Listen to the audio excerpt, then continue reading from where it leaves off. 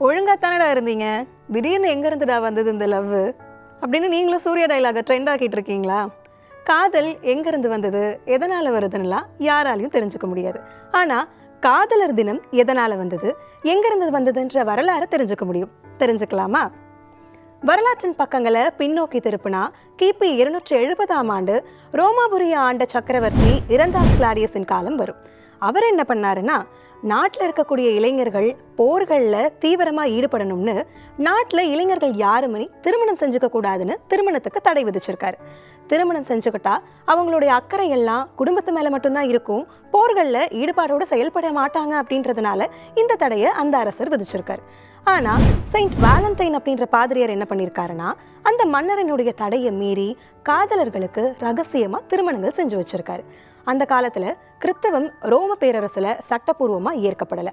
அதனால் வேலண்டைன் கிறித்தவ நம்பிக்கையை பரப்புனதுக்காகவும் காதலர்களுக்கு ரகசியமாக திருமணங்கள் செஞ்சு வச்ச குற்றத்துக்காகவும் வேலண்டைனை சிறையில் அடைச்சிருக்காங்க. சிறையில் இருக்கும்போது சிறை காவலாளியோட மகளோட வேலண்டைனுக்கு நட்பு ஏற்பட்டிருக்கு. அந்த பொண்ணுக்கு வேலண்டைன் எழுதின கடிதத்தில், அதாவது செயின்ட் வேலண்டைன் தலை துண்டிக்கப்பட்டு கொலை செய்யப்படுறதுக்கு முன்னாடி அந்த பொண்ணுக்கு எழுதின கடிதத்தில் அவர்கிட்ட கையெழுத்து தான் இப்போ வரைக்கும் காதல் கடிதங்களுக்கான வாசகமாக பயன்படுத்தப்பட்டு வருது.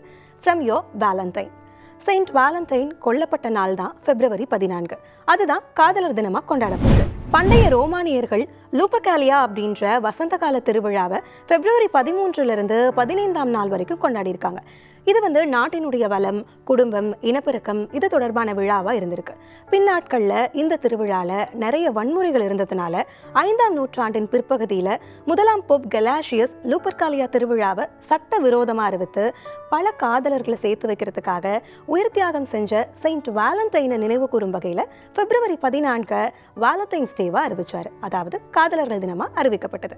இது பல நூற்றாண்டுகளாக காதல் தொடர்புகள் எதுவுமே இல்லாம ஒரு மதத்தினுடைய விருந்து நாளா மட்டுமே கொண்டாடப்பட்டு வந்திருக்கு. 14ஆம் நூற்றாண்டுல கவிஞர் Geoffrey Chaucer the Parliament of ஃபோல்ஸ்னு ஒரு கவிதை எழுதியிருக்காரு.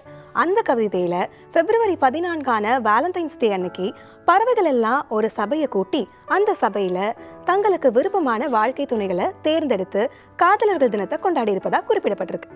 சாசருக்கு முன்னாடி வரைக்கும் February 14 அப்படின்றது ஒரு மதத்தினுடைய வழிபாட்டு நாளா மட்டும்தான் இருந்தது. ஆனா பறவைகள் தங்களுக்குரிய இணையை தேர்ந்தெடுக்கக்கூடிய நாள் தான் இது அப்படின்னு சாசர் தன்னுடைய கவிதைகளை குறிப்பிட்டதுக்கு அப்புறம் தான் மனிதர்களும் இந்த நாளை காதலர்களுக்கான நாளா கொண்டாட தொடங்கியிருக்காங்க. காதல் அப்படின்றது மனிதர்களுக்கானது மட்டும் கிடையாது, இந்த உலகத்துல இருக்கக்கூடிய எல்லா ஜீவராசிகளுக்குமானது. அதோட காதலுக்கு மட்டும்தான் ஜாதி, மதம், இனம்னு எல்லா வகையான வேற்றுமைகளையும் தகர்த்தெறியக்கூடிய வலிமையும் இருக்கு. ஒரு காதல் கவிதை நான் முத்துக்குமார் அவர்களுடையது.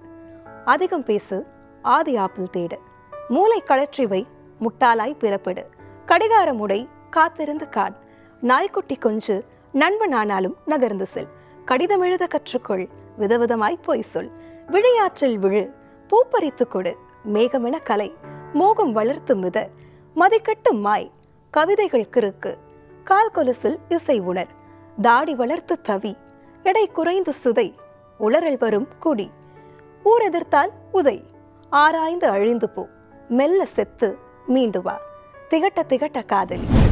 திகட்ட திகட்ட காதலிக்க அன்பு நிறைந்த உள்ளங்கள் உங்களை சேர என்னோட வாழ்த்துகள். இனிய காதலர் தின நல்வாழ்த்துகள்.